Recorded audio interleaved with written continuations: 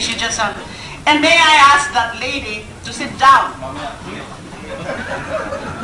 She's not part of it. She's not a resource person. No, she's not.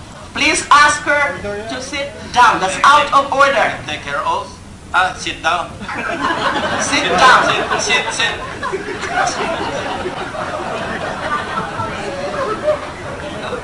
Okay, your time is up. Second round na lang ulit. Yes po. Thank you so much. Before we... What can you say about that? Well, pinipilit niya si Chief PNP kung sino yung sumundo kay Kerwin. So, pinangalanan ako, di tumayo ako. Naggalit siya, nanggigigil. Type ko, Senator De Lima. Gusto ko na i-request mong paupuin mo ako as a resource person para lahat ng gusto mong malaman, ibibigay ko sa'yo. Pero wag kang magkakamaling sisigaw-sigawan ako. Dahil this is the timing, this is the right time for me. Nasagutin ka harapan. Yun lang. Ma'am, is that possible? Kasi syempre siya yung, she might cite you for contempt, Well, disorder. let her do it. I'm ready. Supposedly, yung pagsisigaw niya dyan, pagtatas niya ng hindi dapat lang mga resource persons ang bigyan. She has to treat them with decency. Ngayon, I think some of the sitting senators there wanted me to be a resource person right now. And I'm very willing to face off with her. Kini-question niya ang aking presence doon sa kay Kerwin para malaman niya na it was Sandra Cam who tipped off the police para madakip ang isang drug lord. Hindi ako isang senadora, isang Secretary of Justice na pumatol ng isang driver bodyguard. Hindi ako ganyan, Laila. Decente akong tao, hindi kagaya mo. Ma'am, what other facts yung i-represent ever imbitahan kayo maging relevant dito sa inquiry? Well, ang una niyang sinasabi, kasi daw may script yung pagsundo kay De Lima o kay Kerwin. So ano ko lang sa kanya, na kaya ako nandun, because it's through me na nalaman ng mga kapulisan na nandoon si Kerwin sa Abu Dhabi. And besides, I'm warning her not to raise her voice against me because I don't care. I-contempt ako, ikulong ako, lalabanan ko yan dahil hindi naman disente kang babae. You know that very well. Since 2012, I was the first one to shout about your scandal with your driver, bodyguard, cum lover. Thank you. Okay, ma'am. Thank you. At nalaman ho ninyo yan, sinabi po ni Kerwin yan, kailan po? Nalaman ko yun, Your Honor, pagbalik ni Colonel Pero, Colonel Delbo at Colonel Peralta galing sa Abu Dhabi, Your Honor. That was after Kerwin was arrested in Yes, Abu Your Dhabi. Honor. Yes, Your He Honor. was arrested in October 17. Yes, So Your you Honor. sent your guys there and interviewed him or interrogated him. For the record, can you tell us who those guys who accessed Kerwin Espinosa when he was arrested after he was arrested in October 17? Ang punto ko po dito, gusto ko kasing malaman kung sino yung mga nagiging handlers nila, yung mga pinapasinungaling nyo under oath before the entire country. I want to know who are the handlers. Your Honor, sabihin ko po sa iyo, hindi po kami nag-uutos sa kanya magsinungaling, Your Honor. Mamatay man ako ngayon, Your Honor, nandyan si Lord. Wala po akong sinabi sa kanya magsinungaling. Hindi ko po sinasabi na kayo mismo ang nagpapasinungaling. Kasi katulad nga po nung sinabi ni Senator Ralph, maaaring hindi mo alam na may ilang mga karakter dyan na yan ang kanilang assignment na i-access yung mga sinong pwede nilang kumbinsihin by whatever means para magsinungaling at ituro si Senator Laila De Lima maaari, I'm giving you the benefit of doubt because we see you really as a sincere person, as a good man. So, maaari po siguro na ganon, pinaiikutan ka, may mga nagbibigay ng mga impormasyon. Sila ang mga naghahanap ng mga so-called witnesses na yan, beginning with the bilibid witnesses, tapos si Kerwin, tapos si Ronnie. Kawawa naman po sila. Dahil nagsisinungaling po sila lahat eh. Senator Lai, you have 1 minute. Kindly wrap up. Yes, and I will take advantage of the second round because I still have questions. General De La Rosa, Your Honor, who are these personnel who accessed Kerwin Espinosa right after his arrest last October 17? And who are the personnel or personalities, whoever they are, characters, who again went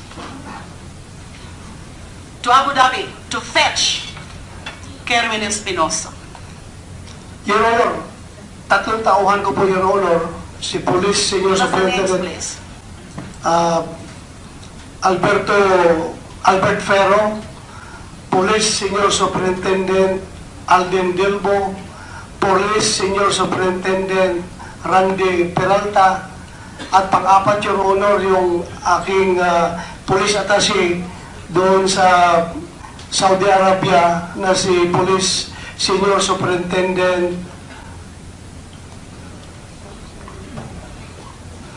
Nandito ba sila? Magalona, Your Honor. Sila na po yung apat na police officers na may contact doon kay Kerwin habang nasa loob si Kerwin. Napuntahan nila sandali. But nahirapan sila mag-conduct ng interview dahil stricto yung protocol ng Abu Dhabi Police hanggat hindi pa na-turn over sa Philippine yung kustodiya ni That was Kerwin. right after the arrest. Right after the arrest, Your October Honor. 17. Yes, Your Honor. How about yung inano na ho siya? Yung pauwi na, Your Honor. Pauwi na. Sino ho ba yung mga nagsundo sa kanya? The same person, Your Honor, yung apat na police ko, Your Honor. Any other? Whether your own personnel or any other personality, any other character. Dahil nakita naman natin yan sa mga binalita yan. Your Honor, Nagsundo sa kanya. pagpasok ko doon sa aeroplano, Your Honor, may nakita ko doon media at saka yung si Sandra Cam, Your Honor. Ano bang ginagawa ni Sandra Cam sa Abu Dhabi? Anong personalidad niya?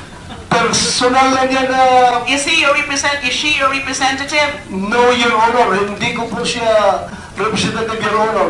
So I'm going back to my question. Anong personality ng isang pribadong tao na siya yung mag-front doon Yeah.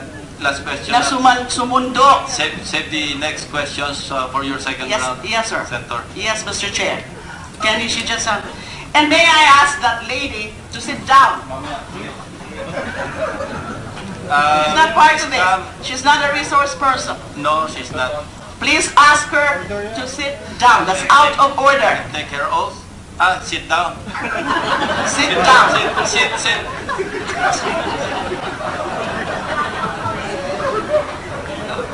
Okay, your time is up. Second round na lang ulit. Senator. Yes po. Thank you so much. Before we proceed to the second round, tanungin ko lang si Ronnie, no?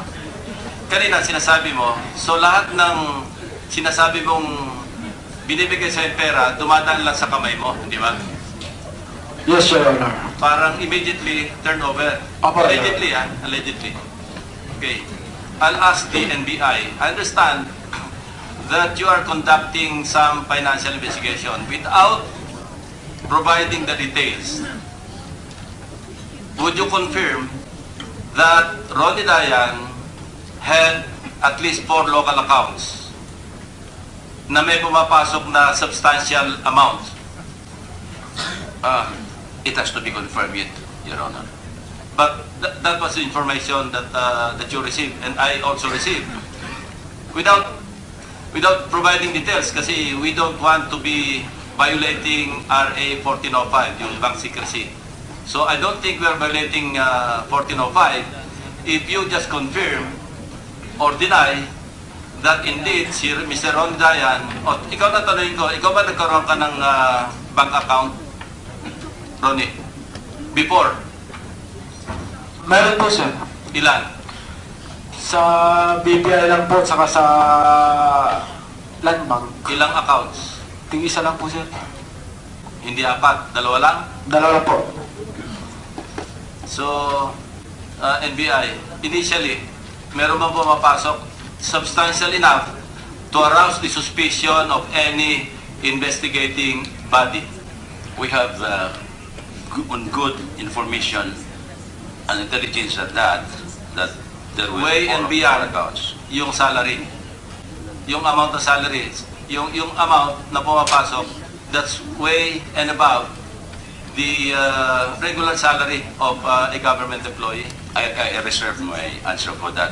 Anyway, yun lang. Your Honor. So, next round, Senator Soto. O, ito, sige.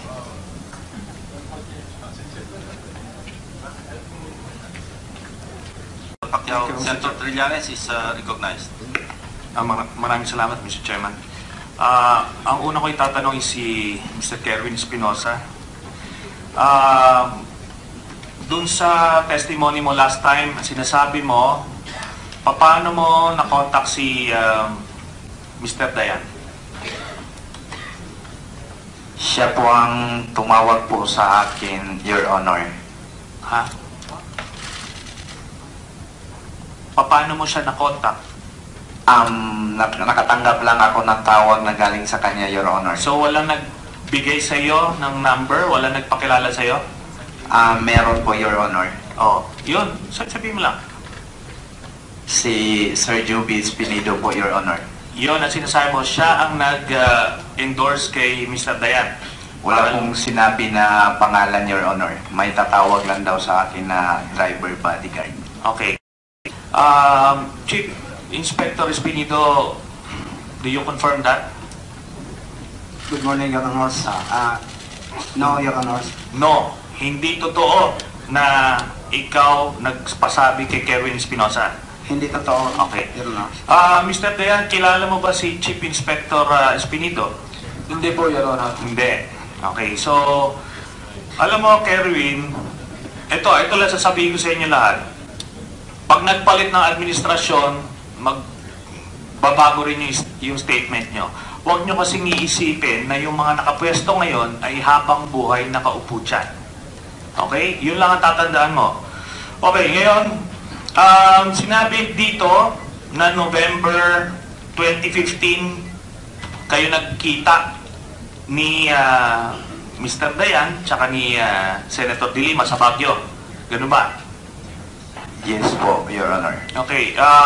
Mr. Dayan, sinasabi mo 2014. Yun po kasi tanda ko, sir, na tawag. Totoo bang nagkita talaga kayo nito ever?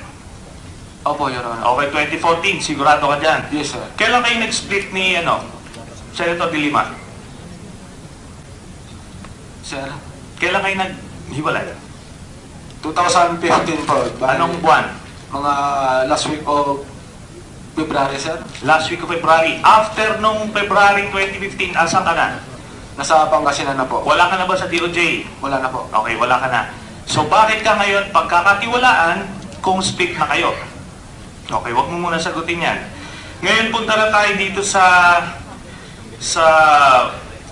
kay Espinido. Ay dito sa Baguio. Yung sa Baguio kay Mr. Ram, Espinosa.